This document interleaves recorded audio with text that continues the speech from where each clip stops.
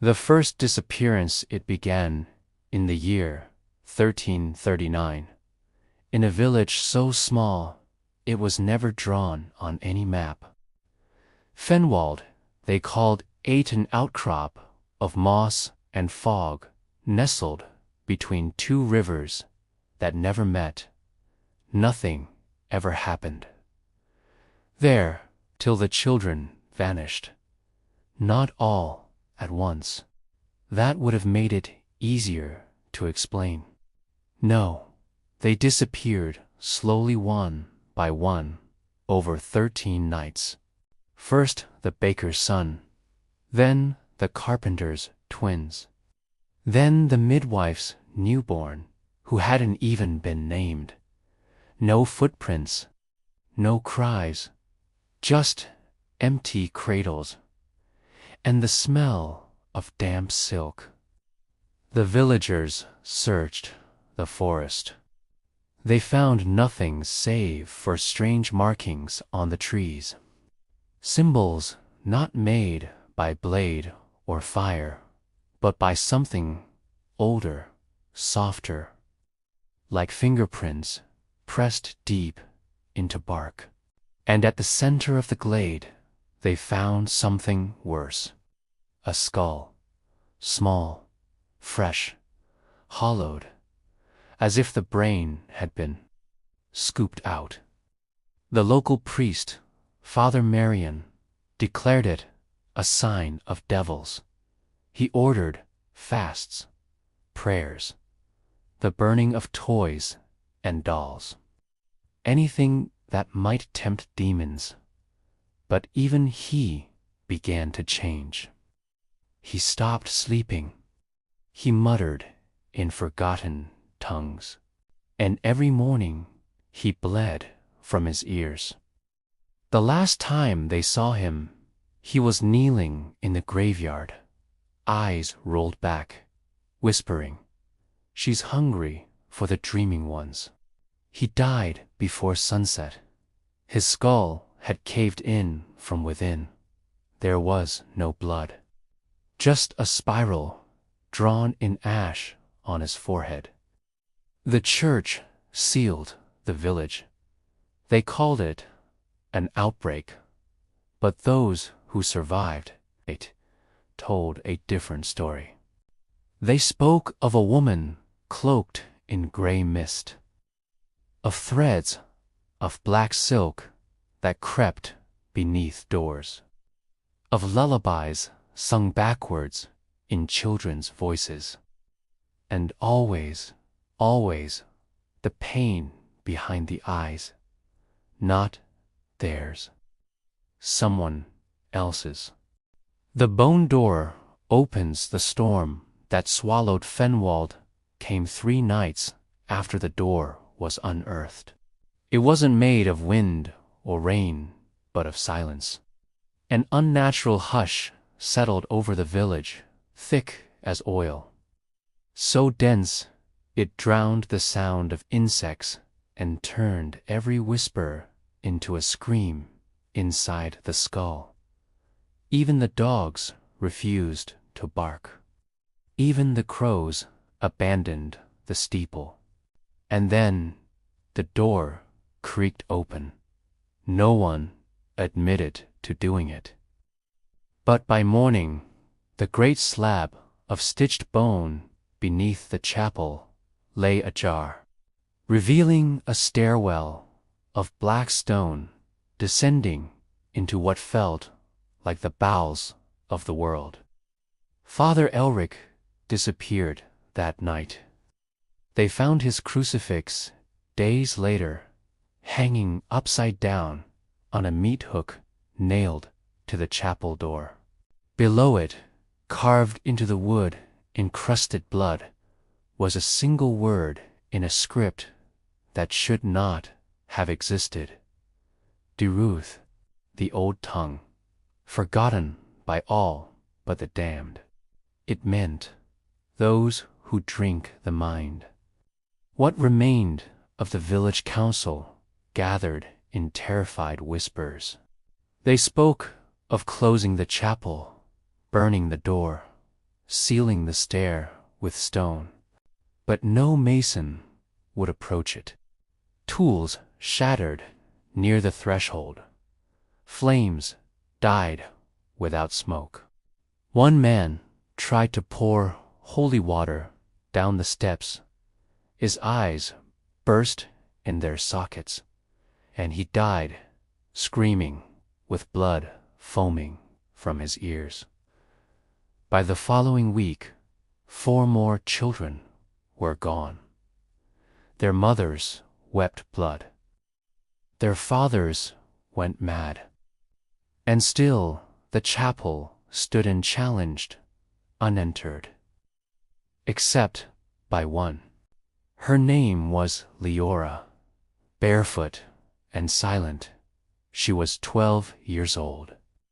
Born under a blood moon and orphaned the day her brother disappeared. She was the last child left in Fenwald. And she walked willingly into the chapel, eyes glassy, hands open like one offering herself to an unseen altar. The villagers screamed. Some ran to stop her. But the moment she stepped past the doorframe, time seemed to falter. Birds froze mid-flight. Wind ceased to move the trees. The world held its breath, and the door closed behind her without a sound. No one saw Leora again for 17 years, but they heard her. Some said her voice echoed through the forest on certain nights soft, sweet, always singing lullabies no one remembered teaching her.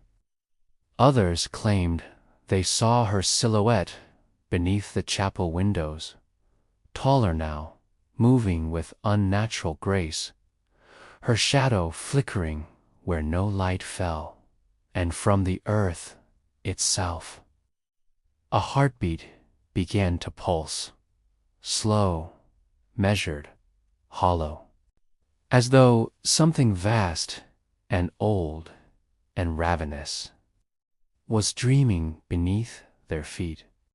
The woman who wasn't a girl 17 years had passed. The plague had swept through the outer duchies. Borders collapsed, and kings fell beneath their own crowns. Yet Fenwald remained untouched. Neither traveler nor time laid claim to it. Some maps erased the village entirely, as if it had never existed. Others marked it with a black X and a single note in red ink. A void, soundless. It was on a spring night in 1338 that they saw her again. A merchant caravan rifting off course on their way to Verimer's ruined capital, camped at the forest's edge. They lit fires, told stories, laughed as if war and sickness had never touched them. And then, from the tree line, she stepped forward. Leora, except it wasn't. Her skin was pale and perfect, untouched by age or hardship. Her eyes shimmered silver, the pupils narrow as sewing needles. Her black hair hung like silk to her waist, unmoved by the wind.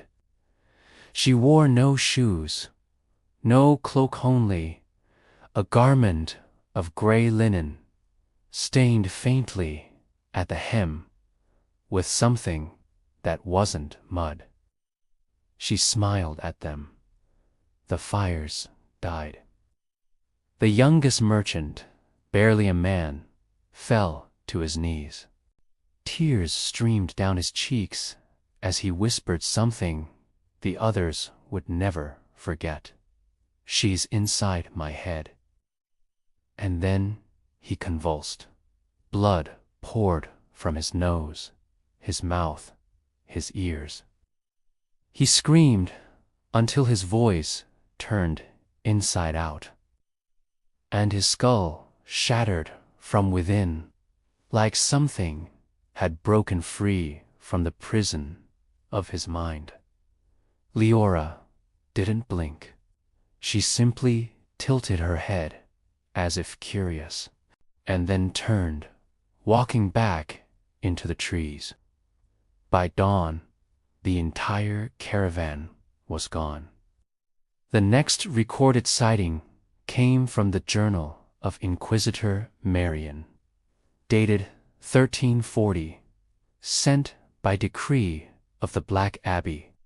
He had been tasked with investigating the growing whispers surrounding Fenwald, the missing travelers, the unnatural weather, the singing shadows seen beneath the moon.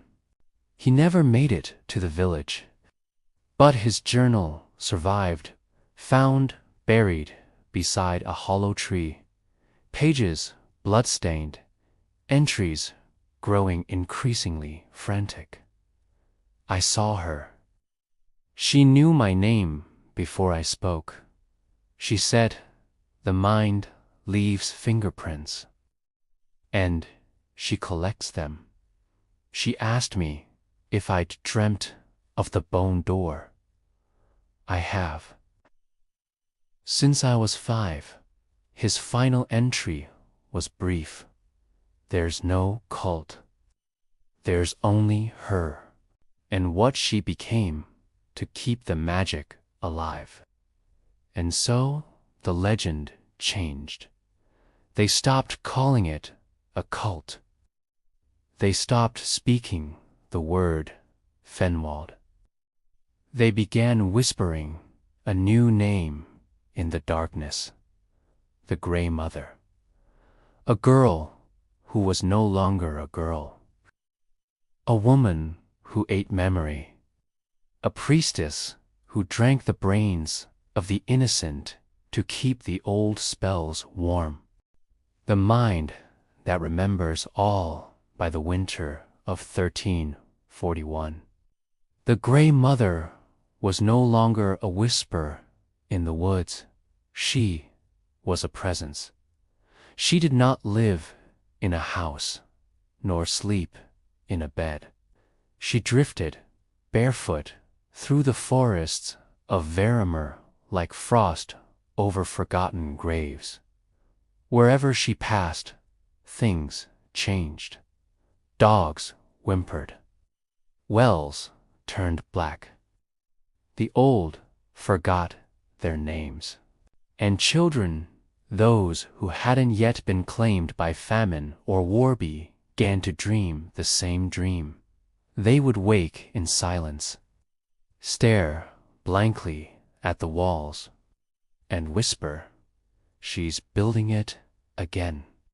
When pressed if they spoke at all, they would describe a hall of stone and sinew beneath the earth, lit not by fire, but by memory. The walls pulsed with veins. The ceiling wept oil. And at the center stood a table carved from petrified bone, upon which rested not a book, but a brain still pulsing, suspended in air by cords of black silk. And always, always, they said, she stood beside it. The Grey Mother, one child whispered, his voice hoarse. She said she was the library now. It was Inquisitor Thassy's Marian successor, who dared to enter the forest with 12 armed knights and a holy relic bound in chains of silver. Only one survived.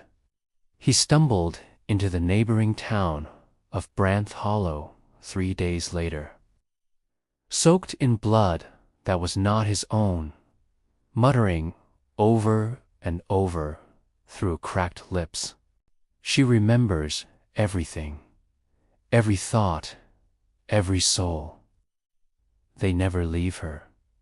She wears them like pages, bound in the pulp of her own mind. He died that night, frothing at the mouth, his skull caving in as if pressed from the inside by unseen hands. The relic they carried was never found. But in the years that followed, others claimed to hear voices in their heads near the edge of the forest. Whispered names, forgotten secrets, childhood memories they were certain they had lost turned with horrifying clarity, as if something or someone was reaching out. One farmer claimed he dreamt of his sister's death down to the color of her dress and the feel of the noose. Another swore he heard his mother's lullaby sung in reverse, each note peeling skin from bone in his mind. And then the dreams changed. They no longer saw a girl. They saw a shape taller, cloaked in strands of hair and twitching roots. Its face was gone, replaced with a stitched mask of grinning children's teeth. And still that voice remained. Bring me what remembers. Bring me the warm. Bring me the soul that still dreams. The gray mother no longer waited. She was calling. And across the forest, minds began to break. Like eggshells beneath a slow, smiling thumb. The apostate scholars in the year 1345, as kingdoms bled into the soil and cathedrals crumbled beneath their own hypocrisy, a splintered brotherhood emerged from the ruined libraries of the East. They were once monks, scribes, translators, philosophers. Now they called themselves the Memorari, the Rememberers. They had read the forbidden texts. They had studied the rites burned from canon law. And, above all, they believed in one terrible idea. Memory is immortality, and to rule the world to come, one must collect what the dying forget. Their leader was a man called Orden the Hollow, a former theologian from the Black Abbey who had torn out his own tongue to silence divine whispers. His writings, scratched into thin vellum with broken fingernails, spoke of the gray mother with reverence and fear. She is the archive flesh, the first librarian of thought. She feeds on the dreaming brain because only dream survives death. She is proof that magic does not live in stars or spirits, but in what the soul remembers. Orden and 6 of his most loyal Memorari crossed into the fen-walled forest in secret. They carried with them an infant, sedated with poppy milk, a jar of preserved brain matter stolen from a dying poet, and a reliquary said to contain a piece of St. Arlen's hippocampus, still twitching with divine memory. They were not there to stop her. They were there to worship. The last message received from Orden was a parchment found nailed to the door of a monastery 2 weeks later. It was damp, stinking of pitch and iron rot. The ink was smeared, the letters warped, but the words still burned. We were wrong. She does not collect dreams. She replaces them. She writes new thoughts inside us, thoughts not born of any man or God. My brothers do not speak any more. They stare at me and smile as if we've all shared the same nightmare and liked it. The letter ended in a smear of blood and hair. After that, the forest grew louder. Not with sound, but with memory. Travelers wept at the edge of the woods, overwhelmed by emotions that weren't their own. A soldier collapsed, babbling his mother's last words in perfect detail, though he hadn't heard them since infancy. A blind boy dreamed of battles he never fought, of horrors he could describe in chilling clarity. And always, always, the same phrase would follow. The gray mother is writing again. But what was she writing? And who would be the parchment this time? Orden's reliquary was never recovered. But in the monastery crypts, a new verse appeared, carved into the bone of a monk's skull. Feed her the brain. Feed her the spark, that she may write the soul anew. The man who remembered too much, he was found crawling from the woods near Branth Hollow in the spring of 1347, naked, bleeding from the nose and ears, his eyes milk-white, his skin scorched in hand-shaped patterns that didn't match his own. At first, they thought he was a vagrant or madman, but when he spoke, they listened. He knew their names. He knew secrets their mothers had never told them. He whispered lullabies only their grandfathers remembered, and he wept as he said, "I was one of the memorari.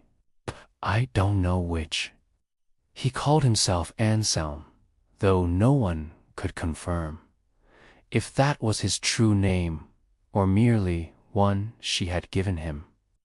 They sheltered him in the abbey infirmary.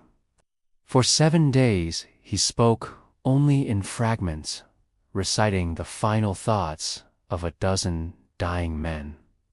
But on the 8th night, during a thunderstorm that rattled the bones of the cathedral, he asked for ink. He did not write words, he drew circles within circles, runes carved like spiraling nerves, symbols that pulsed on the page, making the monks dizzy to look at. And in the center of every page, a brain suspended by silk, with roots growing from its folds like tendrils. "She writes with us," Anselm told them. "We are not the readers. We are the parchment." One of the monks, Brother Lucian, burned the drawings. He died screaming that night. His skull ruptured, his tongue peeled back as if something had uncurled from within it. Anselm wept again, not from fear, but from pity. "She doesn't punish, she edits." He revealed what little he remembered. The memorari had found her, or at least what she had become. No longer a girl. No longer a woman. No longer even a mind. She had become a structure of memory, a living vault, where thousands of thoughts were layered like bricks, bound by the sap of childhood fears and first screams. She did not walk anymore. She drifted. She unfolded through the forest like mold on wet paper, her consciousness spooling out in silk and nerve, and the worst part. She was teaching. Anselm claimed she had begun to write into others, children, travelers, dreamers, replacing their memories with hers, planting seeds. She is preparing the archive flesh. One mind is not enough. She needs a cathedral. He died the next morning, but not before whispering one last thing to the abbess at his bedside, eyes wide and voice full of quiet. "Oh, you've already read her, haven't you?" The abbey was sealed 3 days later. No reason given, no survivors recorded. But the villagers say, on certain nights, when the wind turns inward and your breath fogs from within, not without, you can still hear Anselm's voice whispering between the stones. We are not remembering anymore. We are being remembered. The soil that dreams by the winter of 1348, Fenwald was no longer a village, it was a wound in the land. The forest had grown thicker, darker, but unnaturally quiet. No birds nested in the trees. No insects crawled. Even wolves avoided the region. But those who dared cross the moss-choked threshold of the forgotten path altered. They came back speaking in tongues they had never studied. They recited names not found in any parish. They described dreams that were not their own visions of halls carved from gristle and ivory, where memory grew like fungus and bled when touched. These men and women were not insane. They were overwritten. In the village of Redmere, 20 leagues away, a scribe named Howard began recording the dreams of his 5-year-old daughter. Every morning, she would awake in tears and whisper, "The roots are writing again." She would draw things, never with crayon or coal, but with her own hair dipped in milk or tears. Always the same image, a towering figure made of threads, faces stitched into its robe, its fingers a crown of spines. Beneath it, a brain pulsed in the dirt like a heart torn from time itself. Howard sent these sketches to the church. They sent no reply. Instead, 2 monks in black arrived at his door and burned everything. 2 days later, Howard was found dead. His skull had been hollowed from within neatly, surgically, without any mark on the outside. His daughter vanished. They called it the soil that dreams. It began near the edge of Fenwald and spread like rot in a barrel of apples. Fields turned soft as breath. Crops grew wrong, twisting toward no sun, whispering as they swayed. Cows gave milk laced with red strands that coiled like veins. Chickens laid eggs that blinked, but worse were the children. Some stopped speaking altogether. Others began speaking with voices not their own. One child, aged 7, wrote a full sermon in a dialect of pre-Roman Veramora, language lost to time. "She is planting," the boy whispered as his mother wept. "She is growing, a god." A wandering scholar Moreau of Cindervale, tempted to map the spread.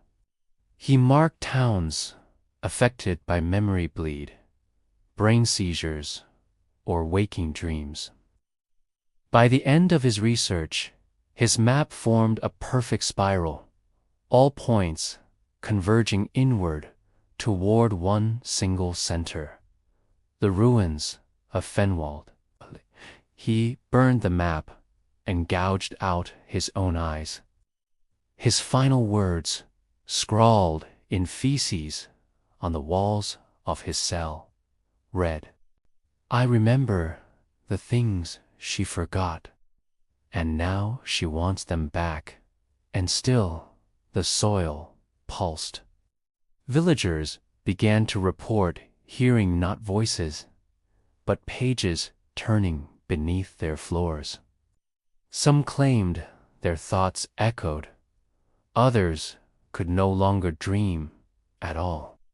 And somewhere, deep beneath the earth, the Grey Mother continued writing, not in books, not in stone, but in minds still warm. The archive reborn by the spring of 1349. The memory plague had spread beyond Fenwald. In villages as far north as Alwick, peasants began to share the same nightmares. They saw a spiral tower, built from skulls and sinew, rising out of soil that bled when stepped upon. At its peak, a throne carved from human hip bones, and seated upon it a figure, neither man nor woman, neither alive nor truly dead. "She's almost ready," one dreamer whispered. "The book is nearly bound." Scholars called it mass delusion. Priests called it heresy. But the dreams continued, and those who dreamed longest forgot who they were. A midwife in Tarnow began speaking perfect Latin in her sleep, though she had never learned to read. A mason in Varende wept at the sight of moss, claiming it was the hair of his son dead for 10 years.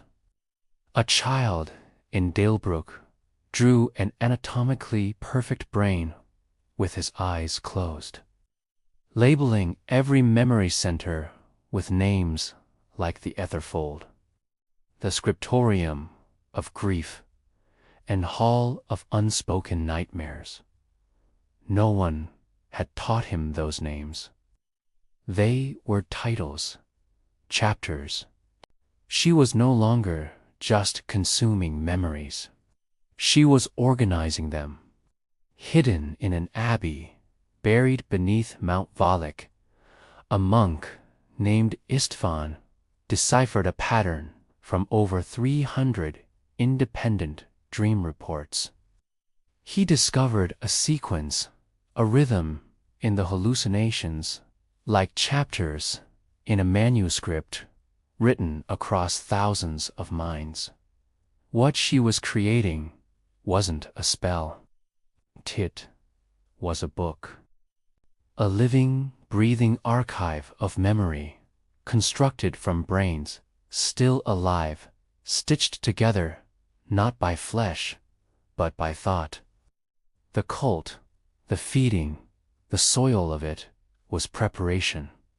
She was building something older than scripture and more enduring than stone. She will not be forgotten, Istvan wrote, because she is becoming the thing we cannot forget. On the summer solstice, every clock in the monastery of Therol stopped at the same moment, midnight. At that exact instant, over 200 monks and scribes fell dead skulls, intact, but eyes melted. Their final thoughts were burned onto the walls in ash, forming a single sentence repeated over and over. She has finished the index. That was when the true horror began. People didn't just share dreams anymore. They spoke in unison. They finished each other's memories. They answered questions they had never been asked. In markets and fields, across borders and tongues, strangers would lock eyes and whisper, "I remember what you never lived." It was no longer about one mind. It was about all minds interlinked, coiled like nerves in a shared skull. The Grey Mother had become more than a priestess, more than a predator. She had become the author, and her next chapter would not be written in whispers. It would be lived. The unwriting in the final months of 1349, something shifted. It wasn't a war. It wasn't a plague. It wasn't death. It was forgetting. Entire villages woke up with no knowledge of their names. Families looked at each other and saw strangers.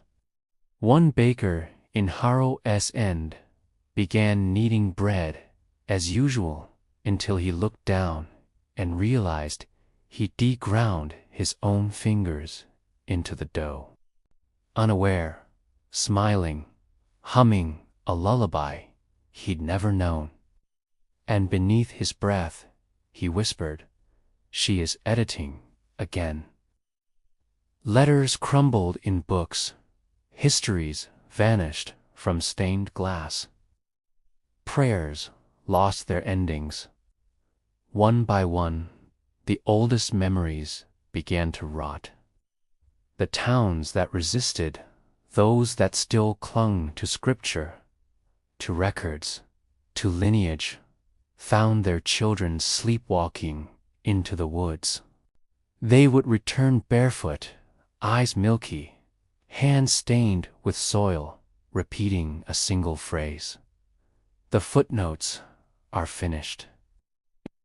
What remained of her form no longer resembled flesh. Witnesses described something,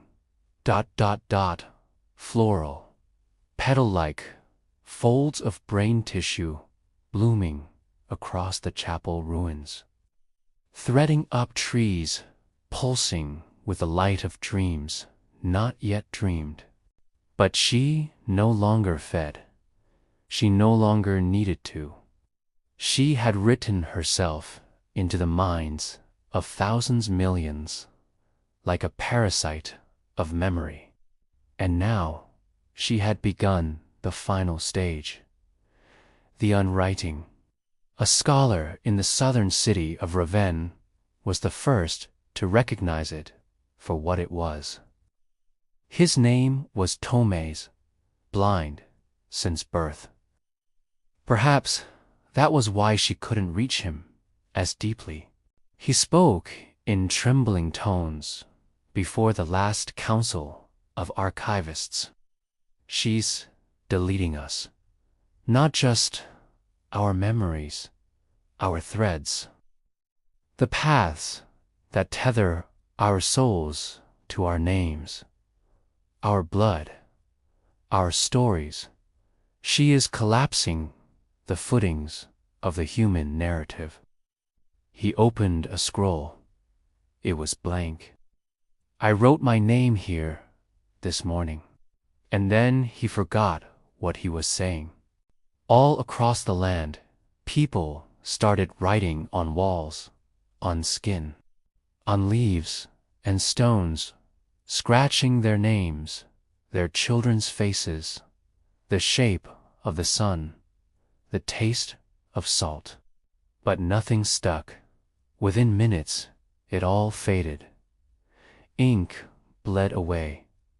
Paint peeled. Words rearranged themselves into unreadable glyphs. Even language began to bend syllables spoken backward, vowels echoing like prayers in an empty cathedral. She has become the tongue. By autumn, time itself felt soft. People aged without noticing. Days folded. Night came before the sun had risen. And always, just before the world slipped into another fracture, there was that sound, like thousands of pages turning at once. And then silence. Not the kind born of peace, but the kind left behind after a library burns. And deep beneath the soil, the archive flesh pulsed, fast, warm, and dreaming, awaiting the final page, awaiting the end of forgetting. The last name spoken, the final known account, came from a girl who had no memory of who she was, but still remembered how to write. She was found, naked, in a ring of salt by a shepherd in the dead fields beyond Velen. No cuts, no bruises, just silence and wide, terrified eyes. When brought to the village, she spoke only one word: remember. They thought it was a plea. But the priest who held her hand died in his sleep. That night, brain shriveled, lungs filled with black silk. On his pillow, drawn in blood, was a spiral, a page with no beginning, no end. The girl never spoke again, but she wrote a single sentence over and over, on walls, on soil, on her own skin, when no parchment remained. The book is done. The world is the cover. There were no more dreams after that, only echoes. People began to wake without names. Mothers looked at their children and saw shadows with eyes. Lovers forgot why they held hands. Prayers lost all meaning, and language turned to dust. The only sound left was the turning of pages. In the ruins of Fenwald, where once stood a chapel, a single vine rose from the ground. Its roots pulsed like arteries, its stem coiled with whispers, and at its center bloomed a flower of flesh, its petals folding outward, infinitely revealing. Not a heart, but a mind, a perfect brain, suspended in golden fluid, tethered by threads that stretched in every direction beneath the earth. And carved beneath it, in runes older than thought. This was your story. The Grey Mother had written the world, not conquered, not ruled, written, and in doing so, she erased the one thing no God, no war, no time had ever destroyed: the human name. Now, when wind passes through dead trees in forgotten forests, some say you can hear your name whispered by leaves that shouldn't know you. or see flickers of your childhood across the surface of puddles that reflect other lives. And somewhere, deep beneath your dreams, a page turns, slow, soft, final. You were remembered once. And she is still writing. If you're still here, if your thoughts are still your own, then perhaps she hasn't written you yet. But stories like this don't stay silent forever. They echo, they spread, and sometimes they remember you first. If this tale stirred something deep in you, if the shadows whispered a little louder tonight, then don't forget to like this video. It tells the archive you're still watching. Subscribe to the channel for more forbidden chapters from history's darkest corners. And leave a comment below. You still remember your name until the next story turns its page. Sleep with one eye open, and never trust a memory that comes from nowhere.